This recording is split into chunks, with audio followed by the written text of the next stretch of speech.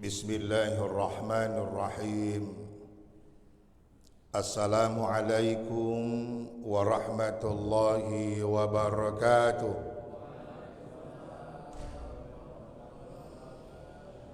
Alhamdulillahi rabbil alamin.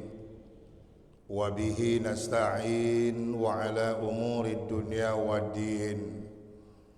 Wassalatu wassalamu ala ashrafil anbiya'i wal mursalin Sayyidina wa maulana Muhammad wa ala alihi wa ashabihi ajma'in, amma ba'd. Rabbi israh li sadri wa yassir li amri wahlul 'uqdatam min lisani yafqahu qawli Rabbi adkhilni mudkhala sidqi wa akhrijni mukhraja sidqi waj'al li min ladunka sultanan nasira.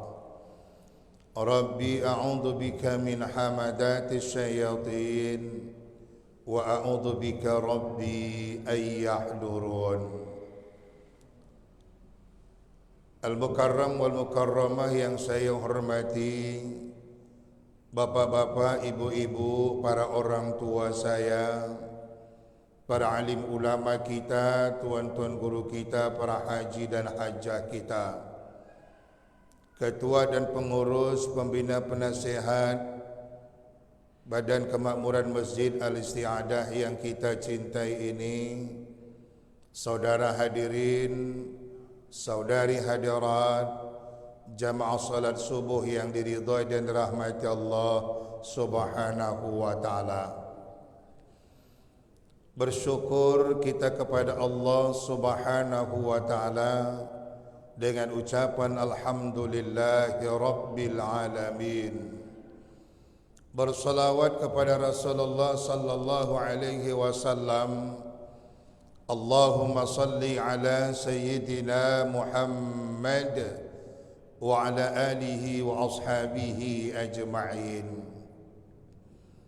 Melanjutkan kaji kita, masih berada di hadis yang kedua dari hadis arba'in, dan masih membicarakan tentang syahadatain, yakni dua kalimat syahadat yang merupakan rukun Islam yang pertama.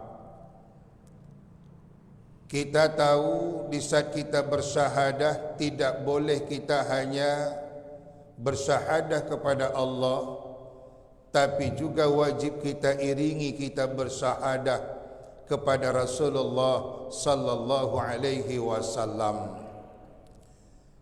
Kita sudah bahas tentang asyhadu an la ilaha illallah, aku bersaksi bahawa tidak ada Tuhan selain Allah. Yang kalau boleh kita simpulkan, syahadat pernyataan kita itulah penegasan dari surat Al-Ikhlas ayat yang pertama. Qul huwallahu ahad. Pertanyaannya, kenapa di ayat ini tidak langsung diawali dengan kul Allahu huwa ahad? Padahal kalau kita lihat dalam ayat kursi, di sana diawali dengan Allahu la ilaha illa huwal hayyul qayyum. Itulah penegasan bahawa dalam tata bahasa Arab, huwa itu adalah domir ghaib yang dibicarakan adalah tidak kelihatan. Beda dengan mukhatab, orang yang kita omongkan ada di depan kita dan kita berbicara dengannya. Tapi kalau dia huwa, hiya, itu artinya adalah dia, orang yang sedang dibicarakan itu tidak ada di hadapan kita.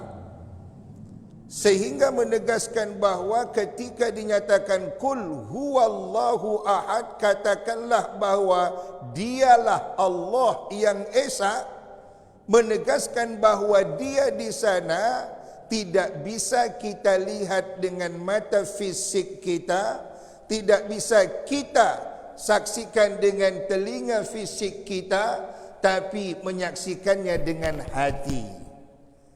Makanya beda kita berbicara tentang pemahaman tauhid dengan fikih. Kenapa? Kalau tauhid itu orientasinya adalah qalbu. Dan ilmu qalbu itu yang selalu kita dengar dengan ilmu tauhid atau ilmu tasawuf, atau kalau bahasa orang-orang tarikat, ilmu tarikat. Nah, Bapak Ibu yang dirahmati Allah Subhanahu wa taala, sehingga orang-orang yang bertarikat itu menggunakan kata huwa. Ketika dia berzikir, hu Allah, hu Allah. Kenapa? Karena diambil dari ayat Qul huwallahu ahad. Dan dialah Allah yang Maha Esa. Nah, jadi jelas bahwa Allah itu tidak bisa wa ajsamikum walakinallaha yanzuru ila qulubikum. Maka hati kitalah yang harus kita perbaiki, sehingga amal ibadah apapun yang kita lakukan tergantung hati kita, Bapak Ibu sekalian. Kenapa tergantung hati kita? Karena di dalam hati kitalah terletak niat dari ibadah yang kita lakukan. Niat itu bukan ada di lisan, tapi niat itu ada di dalam hati. Itulah dalam definisinya niat, al-qasdu bil qalbi, unsur kesadaran, kesengajaan, motivasi yang ada di dalam hati kita.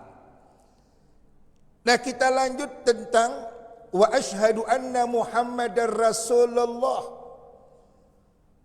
Sehingga terkadang kita bertanya, Ustaz, kenapa ketika kita menyatakan asyhadu an la ilaha illallah dilanjutkan dengan wa asyhadu anna Muhammadar Rasulullah?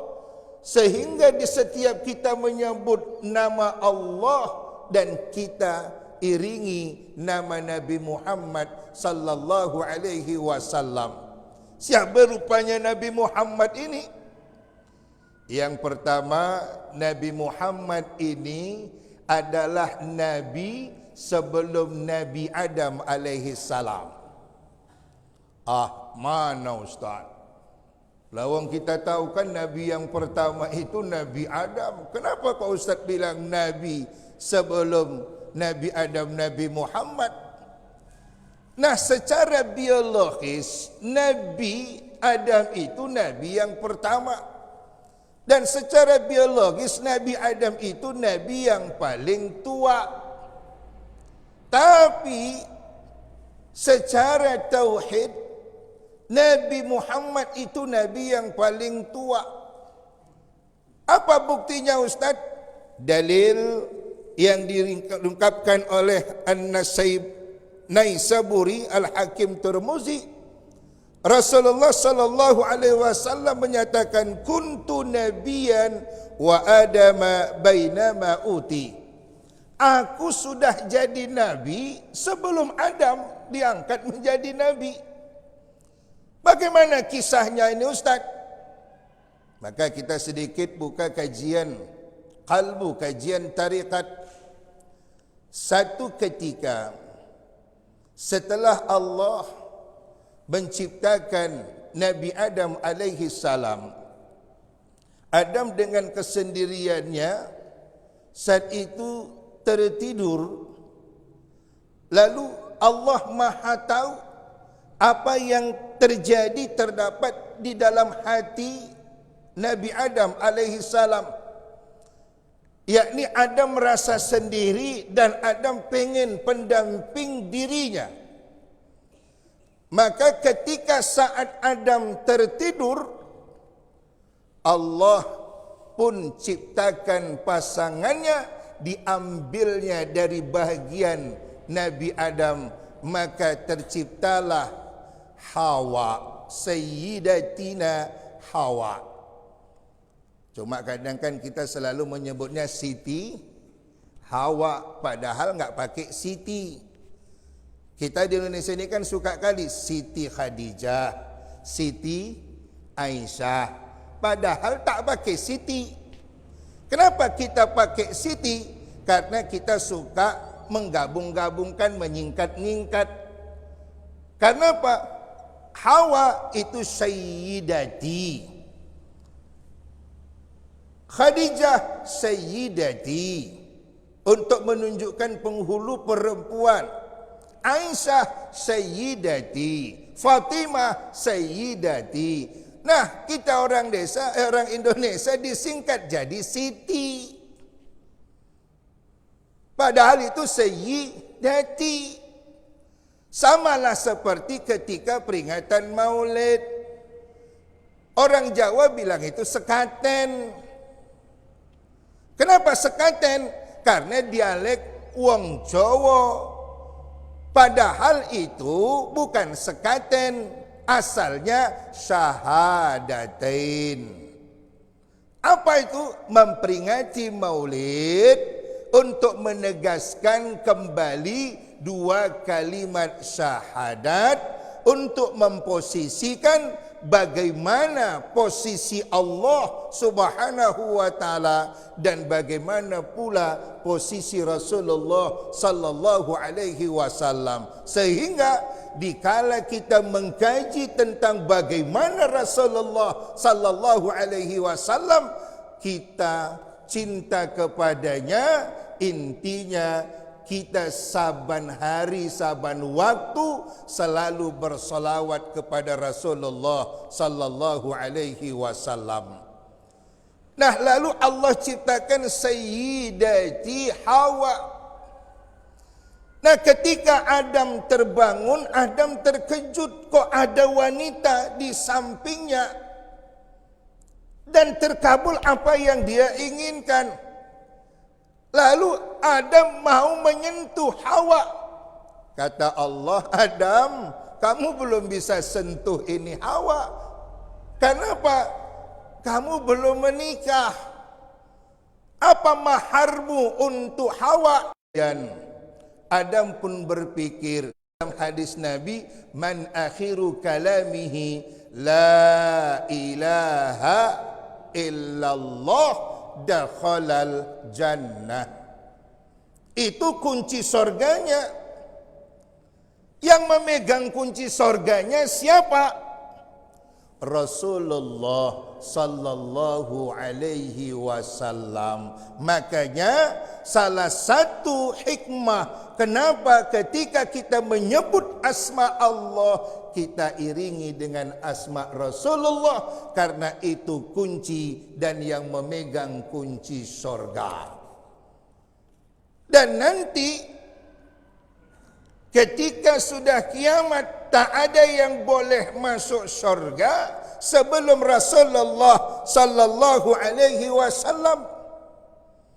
Dan itu Nabi sendiri yang menegaskan dalam hadis sahih Muslim, la yaftahu babul jannah ala ahadin min qabli. Tidak ada yang boleh masuk surga sebelum aku masuk, kata Rasulullah sallallahu alaihi wasallam. Kenapa? Yang megang kunci adalah Rasulullah sallallahu alaihi wasallam. Lalu Adam pun melihat ke atas, yakni Arash. Arash itu kan singgasananya Allah. Yang ini kan masih diperdebatkan, ini kita lihat di medsos. Orang Wahabi bilang Allah itu di atas, Allah itu di langit. Allah itu berada di Arash. Lalu orang-orang ahli sunnah, kalau Allah itu di Arash, dia duduk di Arash. Arash itu adalah ciptaan Allah. Kita tahu bahwa Arash itu adalah nanti tempatnya makam para anbiya wal mursalin. Jadi Arash itu juga disebut dengan Illiyin, tempat yang paling tinggi. Makanya kalau kita ditanya, kalau begitu Ustaz, Allah itu di mana? Kan sudah dinyatakan Allah dalam Al-Quran. Fa idza sa'alaka ibadi anni, kalau adalah hambaku bertanya di mana aku, inni qarib, aku dekat dengannya. Ya udah, itu aja jawabannya. Sehingga enggak perlu lagi diperdebatkan di atas, di bawah. Di mana kita berada? Allah dekat, inni qarib. Saking dekatnya Allah menunggu kita untuk senantiasa berdoa. Dan doa itu sebagiannya adalah waktu solat. Makanya solat itu adalah ad-doa. Lalu sebagian orang memahaminya selesai solat, karena solat itu doa. Habis solat ada yang enggak mau lagi berdoa. Padahal Allah perintahkan kita banyak-banyak berdoa. Karena belum tentu doa yang kita solat itu diijabah oleh Allah. Makanya kita perlu lagi berdoa selesai kita solat. Karena di dalam solat memang kita berdoa, tapi ada doa yang belum kita minta sewaktu kita solat. Sehingga ada ungkapan kalau orang selesai solat tidak mau berdoa, sombong. Padahal Allah sudah nyatakan, ad'uni astajib lakum, banyak-banyaklah kamu meminta, aku akan perkenankan permintaanmu. Lalu Adam pun melihat ternyata saat itu di aras sudah terbaca ada tulisan asyhadu an la ilaha illallah wa asyhadu anna Muhammadar Rasulullah. Masya Allah. Makanya syahadatain itu tidak bisa terpisah dari kehidupan kita. Lalu Adam pun mengirimkan salam kepada pemegang kunci, yaitu Nabi Muhammad sallallahu alaihi wasallam. Itulah makna bahagian dari ayat wa 'allama Adam al-asma'a kullaha thumma 'aradahum 'alal malaikah. Adam diajari. Tidak hanya diajari, tapi Adam melihat sekelilingnya. Itu bagian dari pengajaran. Makanya kita hidup di dunia ini, belajar itu tidak hanya di sekolah, tidak hanya di kelas, di dalam kehidupan sehari-hari pun adalah pembelajaran kehidupan kita. Sehingga kita bisa membedakan mana teman yang baik, mana teman yang tak baik, mana teman yang ondak sonang saja, dikalau awak susah dia tak ada. Kan pembelajaran itu semuanya itu. Nah, akhirnya mahar Adam untuk bisa memiliki Hawa, dalam satu riwayat dia menyatakan sallallahu ala Ahmad. Dia tidak menyebut Muhammad, tapi Ahmad. Kenapa? Karena Muhammad itu fisik, sedangkan Ahmad adalah nur. Makanya dalam ajaran kita, pelajaran tasawuf atau tariqat, bahwa Allah sudah ciptakan nur Muhammad sebelum Allah menciptakan alam semesta, sebelum Allah menciptakan Nabi Adam alaihi salam. Dan alhamdulillah, maharnya Adam untuk menikah dengan Hawa adalah salawat kepada Rasulullah sallallahu alaihi wasallam. Untung ada salawat, jadilah kita. Karena apa Bapak Ibu? Kalaulah Adam tak tahu maharnya, tak bersalawat kepada Rasulullah, maka tidak adalah keturunan Adam, tak adalah kita.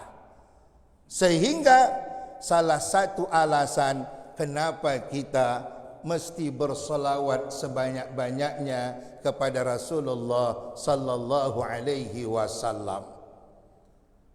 Saban duduk, Allahumma salli ala Muhammad. Banyak-banyaklah kita bersalawat kepada Rasulullah sallallahu alaihi wasallam. Dan janji Rasul, man shalla alayya salatan, siapa yang bersalawat satu kali saja kepadaku, sallallahu alaihi asara salawah, Allah akan memberikan kebaikan 10 kali kepadanya. Satu salawat Allah kasih 10 kebaikan kepada kita. Allahumma salli wa sallim alaihi. Ini yang pertama, hebatnya Rasulullah sallallahu alaihi wasallam. Kuntu nabiyan, aku sudah jadi nabi sebelum Adam diangkat Allah menjadi nabi. Kemudian yang kedua, bahwa Nabi Muhammad ini alam yang pertama diciptakan Allah. Harus kita pisahkan apa yang dilakukan pertama dengan apa yang diciptakan pertama. Kalau yang dilakukan Allah pertama kali adalah meniupkan ruh, itulah dalam ayat wa nafakhtu fihi mir ruhi, aku meniupkan ruh. Itulah yang pertama dilakukan oleh Allah, dan ruh itu jadilah Nur Muhammad sallallahu alaihi wasallam. Lalu setelah Allah menciptakan Nur Muhammad, Allah memandangi Nur Muhammad sallallahu alaihi wasallam. Apa yang terjadi ketika Allah memandangi Nur Muhammad? Dari Nur Muhammad keluar tetesan air sebanyak 124.000 tetesan. Samalah Pak Bu, ibarat kita dulu SD, kalau kita belajar ditengoki guru kita, berkeringat enggak kita tuh? Tengoki guru aja gitu. Nah, tetesan yang muncul dari Nur Muhammad ini sebanyak 124.000, itulah yang menjadi Nabi dan Rasul dari tetesan cahaya Nur Muhammad sallallahu alaihi wasallam. Tapi karena Nabi menyatakan la nabiyya ba'di, tidak ada nabi setelahku, maka yang tersisa itulah yang menjadi aulia Allah, tidak lagi disebut dengan nabi. Dan aulia Allah ini ulama, itulah al-ulama warasatul anbiya, yang mewarisi para nabi.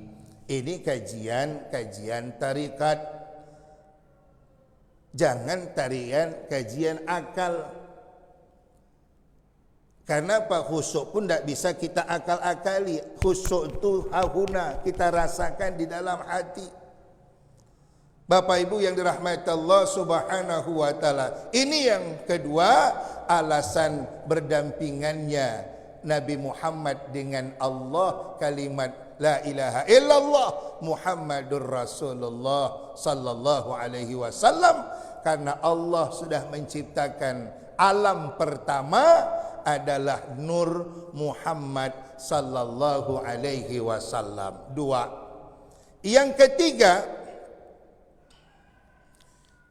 selalu saya sampaikan satu ayat, yakni alastu birabbikum qalu bala syahidna, apakah kau akui aku ini Tuhanmu?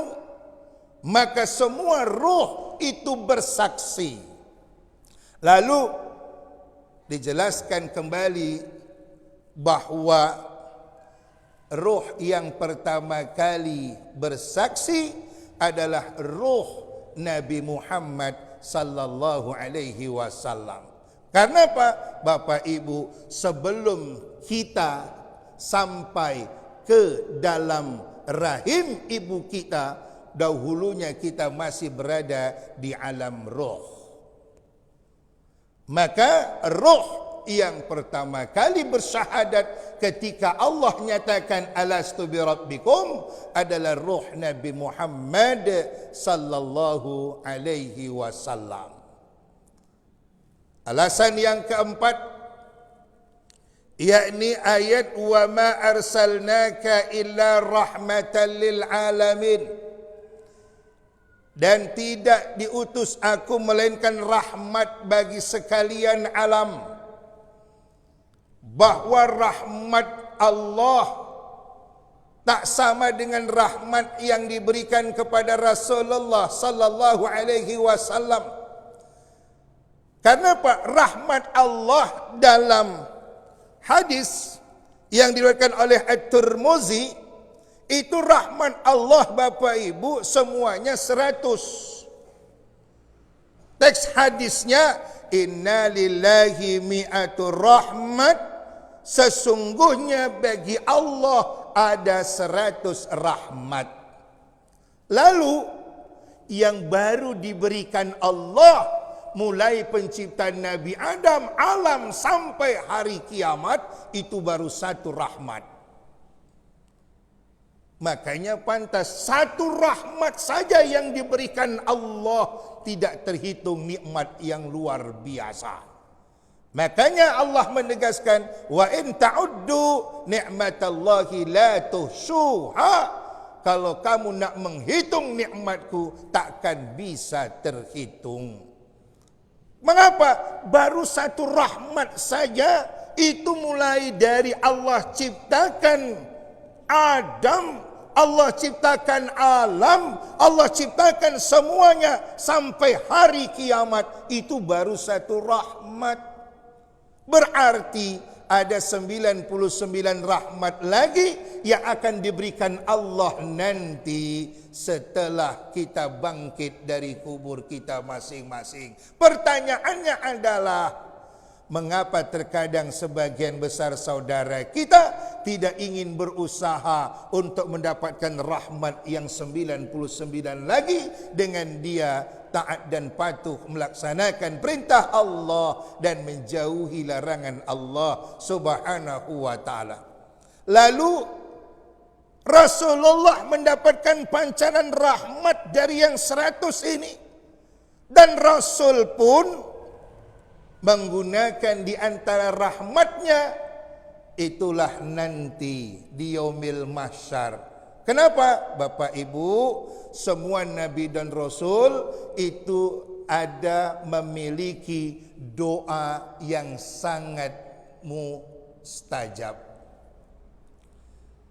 Nah, Rasulullah itu menggunakan doa yang sangat diijabah itu nanti di akhirat. Semasa hidupnya Rasulullah belum menggunakan doa itu.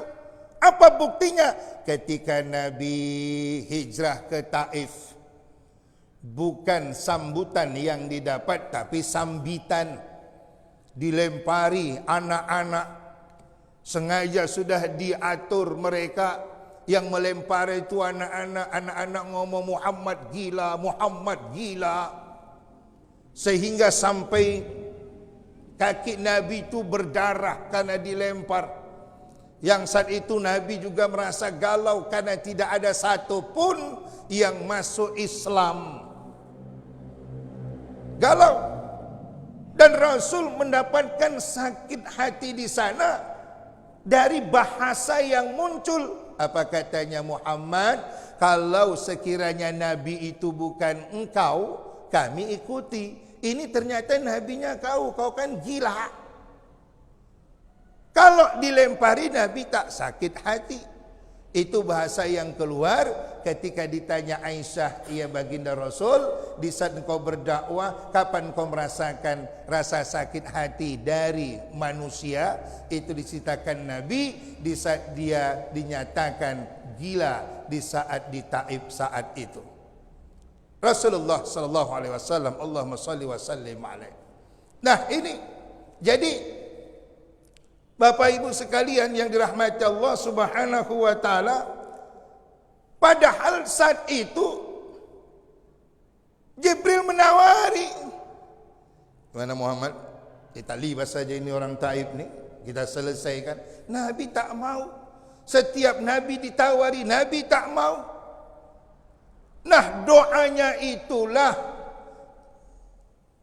di antaranya dia meminta bahwa umatnya bersamanya terlebih dahulu masuk ke dalam surga. Itulah bukti cintanya Rasulullah kepada kita umatnya. Wa ma arsalnaka illa rahmatan lil alamin.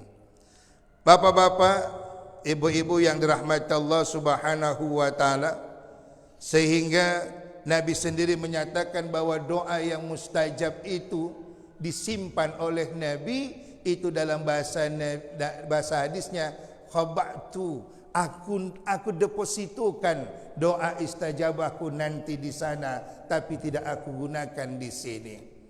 Ya, kalau yang lain kan beda. Lut itu sudah digunakannya di saat Jibril datang, akhirnya dibalikkan kampungnya, sudah digunakannya. Rasulullah belum menggunakan doa itu karena begitu sayangnya dia kepada kita umatnya. Maka balaslah sayang Nabi kita dengan banyak bersolawat kepada Rasulullah sallallahu alaihi wasallam. Dengan pemahaman ini mudah-mudahan kita semakin cinta kepada Rasulullah sallallahu alaihi wasallam dan selalu kita menyadari betapa hebatnya Nabi Muhammad sallallahu alaihi wasallam. Demikian yang bisa disampaikan, semoga bermanfaat. Yang benar mutlak dari Allah Subhanahu wa taala, yang salah dari saya. Terima kasih atas pendengaran, mohon maaf atas segala kesalahan. Sebelum kita tutup dengan doa, mungkin ada yang nak bertanya, saya persilakan. Kalau tak ada, balik kita cepat. Nak belanja bu yuk. Alhamdulillah, tak ada. Mudah-mudahan bermanfaat. Ya, silakan bang.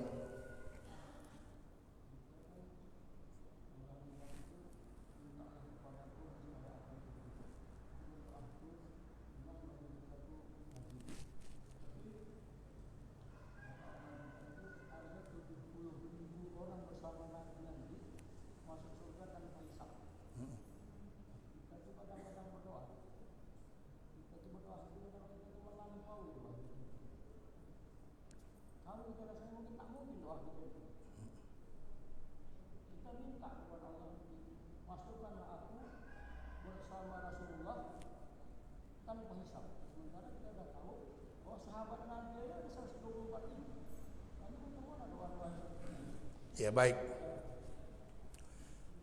Bak kata pepatah, gantungkanlah cita-citamu setinggi bintang, ya. Kan itu, setinggi bintang di langit. Artinya kalau tak dapat satu bintang, kita bisa jatuh di bintang yang lain. Meminta kepada Allah seperti yang disampaikan Bapak tadi, tidak ada masalah. Kita minta supaya dimasukkan ke dalam surga bi ghairi hisab, namanya permintaan. Lah itu. Walaupun menurut keyakinan kita, semua kita akan dihisab oleh Allah Subhanahu wa taala. Setidaknya waktu kita dihisab oleh Allah, Allah mudahkan perhitungan kita. Kan itu yang kita minta. Bi ghairi hisab. Kalau menurut kita mungkin amal ibadah kita, taklah mungkin kita tak dihisab oleh Allah. Tetapi setidaknya tak dipersulit dengan hisapan itu dari amal ibadah. Tujuannya apa lagi? Setelah kita minta doa itu dan kita harapannya tidak banyak dipersulit, maka Allah memberikan hidayahnya di akhir usia kita, tidak melakukan perbuatan-perbuatan yang mempersulit kita kelak dihisab oleh Allah Subhanahu wa taala. Sehingga ketika kita beli rumah, beli tanah, kita tahu batas tanah, tak mengambil batas tanah orang lain, walaupun satu jengkal, walaupun satu ruas tangan saja, karena satu ruas itu pun akan mempersulit kita nanti dihisab oleh Allah Subhanahu wa taala. Makanya 5 pertanyaan Allah itu 2 persoalan harta. Kalau umur, Allah akan tanya fima afnah kemana engkau habiskan? Lalu masa muda untuk apa engkau gunakan? Tetapi kalau persoalan harta, dari mana kau dapatkan? Kemana engkau habiskan? Dua pertanyaan. Makanya yang paling berat pertanyaan itu, hisab itu adalah persoalan harta. Karena memang di dunia ini persoalan harta itu adalah rumit. Apalagi yang berkaitan dengan harta warisan. Oh, itu lebih rumit. Rumitnya kenapa? Muncul sifat ketamakan, kerakusan. Bak kata orang Tanjung Balai, oh ndak dia menghokap semuanya. Itulah sifat manusia. Dan itu tidak bisa dipungkiri, dalam diri kita itu ada sifat tamak itu. Sifat tamak. Makanya tamak itu ada yang positif, ada yang negatif. Maka yang kita cari adalah positif. Tapi sekarang orang takut dinyatakan positif. Kalau dulu kita selalu maunya yang positif-positif saja. Baru nikah sebulan tes positif. Sekarang orang takut kena positif. Saking takut positif, sakit sesak pun tak berani ke rumah sakit. Kenapa? Belum apa-apa udah teken. Teken apa? Pasien COVID. Kalau mati COVID, padahal belum tentu. Itulah. Makanya kadang kita heran ya Bapak Ibu, itu terserah. Yang jelas kita hari ini selalu waspada, mawas diri. Ya, mau bagaimana hari ini sudah lebih dari 2 juta rakyat Indonesia yang terpapar virus corona. Makanya Sumatera Utara sudah memutuskan tidak melaksanakan pembelajaran tatap muka di bulan Juli dan bulan Agustus ini, karena Medan sendiri sudah jadi zona merah lagi, Sumatera Utara juga begitu. Makanya ya itulah modelnya, ya kita terima. Tapi syukurnya alhamdulillah sudah tidak ada lagi masjid yang digembok dikunci gara-garanya, dan istiadah sendiri sudah kembang karpet. Dulu kan sempat digulung nih ya. Itu. Kenapa kita yakin corona itu makhluk Allah? Jangan jauh kita dari Allah agar kita tidak terkena virus yang ciptaan Allah. Ini kita anggaplah semua dari Allah ini. Ya. Itu. Kenapa saya amati orang yang takut-takut kali dengan Covid ini, malah akhirnya di-Covid-kan. Takut ini ujung-ujungnya Covid. Jadi tak boleh takut berlebihan, tak pula sombong, remeh-temeh. Jadi kita waja'alnakum ummatan wasata, kita selalu berada yang di tengah. Nah, kembali kepada tadi, banyak-banyaklah minta kepada Allah. Kalaupun mungkin menurut logika kita mungkin, tapi Allah kasih hidayah, jangan sampai kita dipersulit nanti di hadapan Allah. Karena kata Rasul, la tazula qadama ibni Adam indallah. Ini tumit kita tak bergerak. Mana tumit tak bergerak tu? Hatta tas'alu an khamsin, sampai kita selesai untuk menyelesaikan 5 pertanyaan pengadilan Allah kepada kita. 5 tak bergerak. Ya, sedangkan kita aja di kantor polisi, baru kantor polisi ditanya ini udah gemetaran aja itu. Nah, apalagi di hadapan Allah, pengadilan yang seadil-adilnya. Itu saja yang bisa saya jawab, Bang. Boleh? Ya.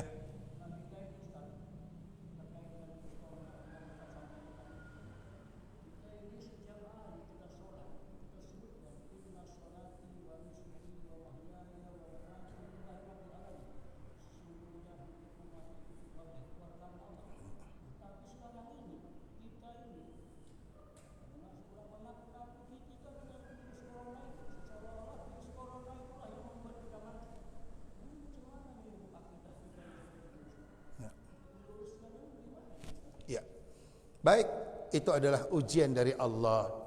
Makanya kembali kita pada kita, di awal-awal kemarin terjadi virus corona, kita diuji. Ada yang takut ke masjid, padahal tak.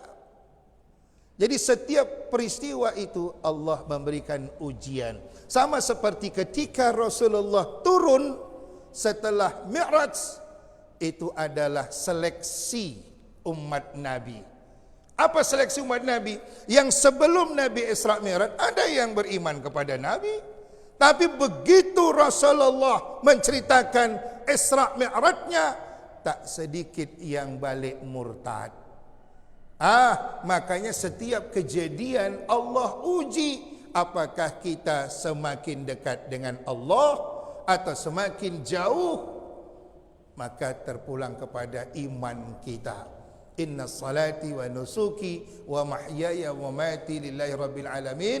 Itulah janji kita. Setiap solat kita ungkapkan kepada Allah, tinggal kita merealisasikannya dalam kehidupan sehari-hari. Mudah-mudahan bermanfaat. Mari kita mengaminkan doa yang kita mohonkan kepada Allah Subhanahu wa taala. A'udzu billahi minasyaitonir rajim. Bismillahirrahmanirrahim. Alhamdulillahi rabbil alamin. Wassalatu wassalamu ala asyrafil anbiya'i wal mursalin sayyidina wa maulana Muhammad wa ala alihi wa ashabihi ajma'in.